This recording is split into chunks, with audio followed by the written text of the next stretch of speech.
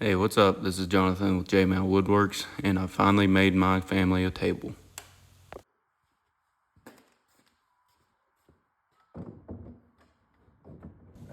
So I had bought these black walnut slabs about a year beforehand, and I never had anything to use them on. And then I had a piece of maple left over from a prior table I had done for somebody, and I decided that I wanted to throw in a piece right in the middle with the maple because I knew that it would match the white streaks on the sapwood of the black walnut, and I thought it would really look cool. But inside of my head, it was just a vision, so I wasn't completely sure what would happen. I straight lined them using a bit on the router, and then I ran everything through the planer to get it all the same size.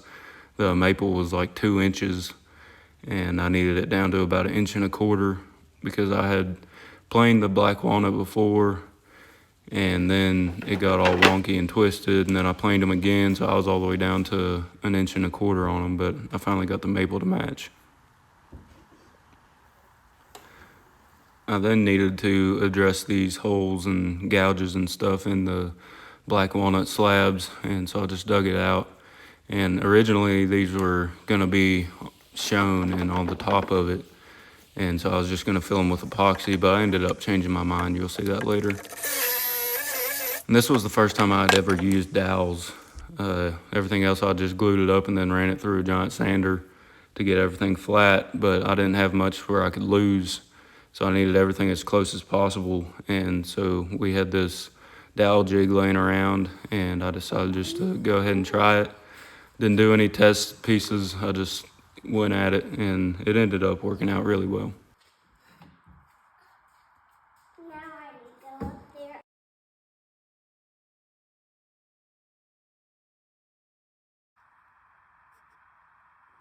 I like using the Type Bond dark wood glue because when you do glue it up, if you have the regular white glue with dark wood, then sometimes you can kind of see that glue joint.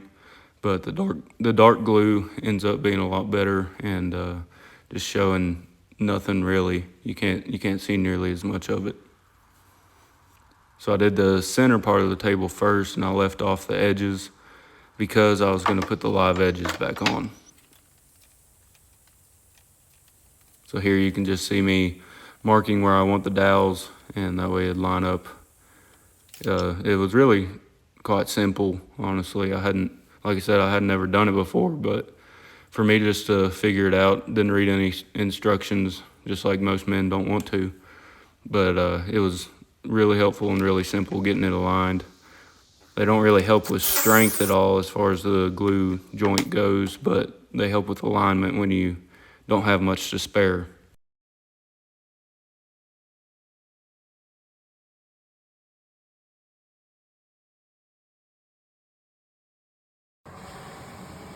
So I went to the cabinet shop that I go to all the time and ran it through their giant 42-inch sander just to get it perfectly flat, and you can see it's already getting prettied up.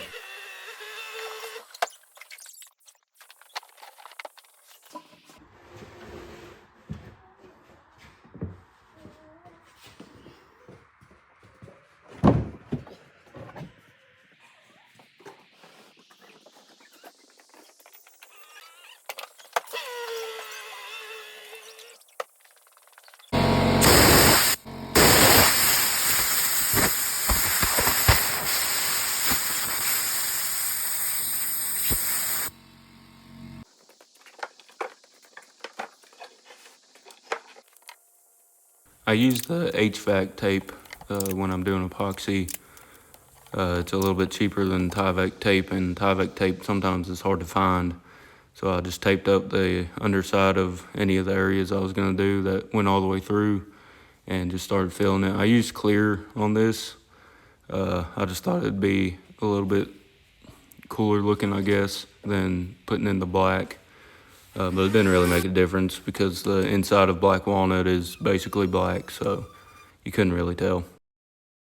And then I had these just little bitty cracks and stuff that I wanted to fill in, so I used the CA glue and activator. That way it's basically ready to sand in 20, maybe 30 seconds, and you can just take it off just like that.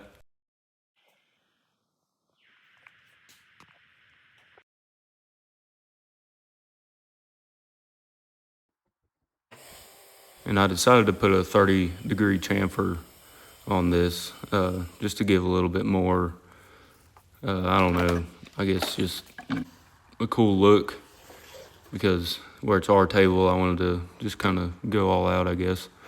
But I ended up at 5'6" for the whole thing. It's just me and my wife and our 2 kids, and so we didn't need anything giant. And then I had to address the epoxy. You can see why I use that 3M HVAC tape. It just comes right off. And heating it up with a heat gun and then scraping, it helps so much. Instead of sitting there with a sander trying to take all of it, you can use a heat gun, scrape off what you can get, and then just finish it up with a sander.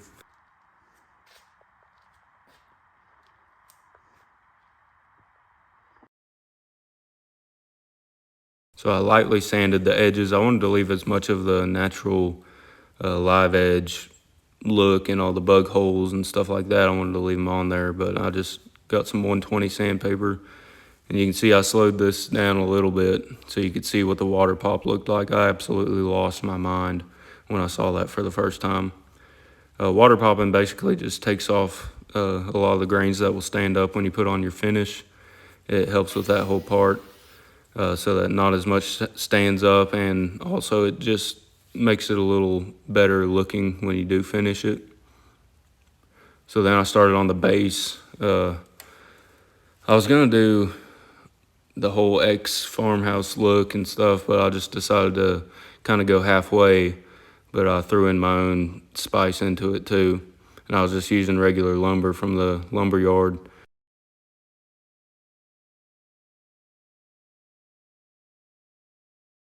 Then I ran it through a planer to get everything down so that you couldn't see as much of the glue joints and stuff. And here's kind of a mock-up of it, what I was thinking I wanted. But you'll see what I really mean here in a minute.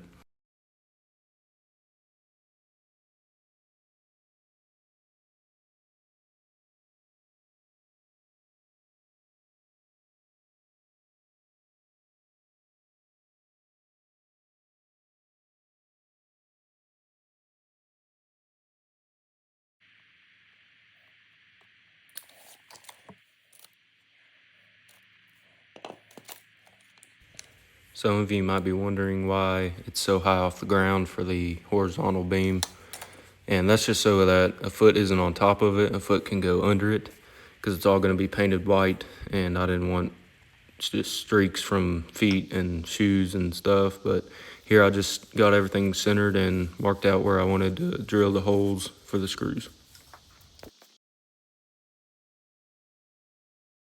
And everything's glued and screwed as much as I could. And then I left that hole there, and I'm gonna put a beam right through the middle of that.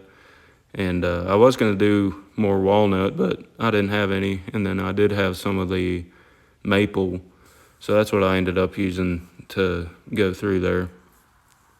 So there you can kind of see the first look at it, I guess. Just the 2 legs. And I got this sprayer end from Harbor Freight, and it saves so much time painting. It's unbelievable. I wish I had done this last year, but I let it dry for a little while and then came back with some 800 sandpaper just to smooth it all out, and then go for a couple more coats. But normally this would have taken so long to get done painting, but with that thing it was like 15 minutes. So I'm using polyacrylic, water-based poly, mostly because it dries quickly, and where I wasn't making any money on this, I needed to get it done as fast as possible.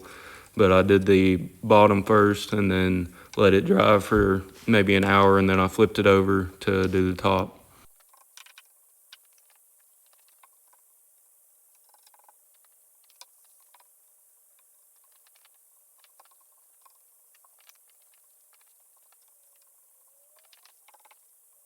And you can see, I mean, I'm like halfway done on the tabletop, and the first part of it's already starting to dry, which is good but also bad, because then I start thinking I've missed areas, and it just kind of causes problems because I keep on touching it and touching it and touching it, and then you see brush marks and stuff. So really just hit it and leave it alone.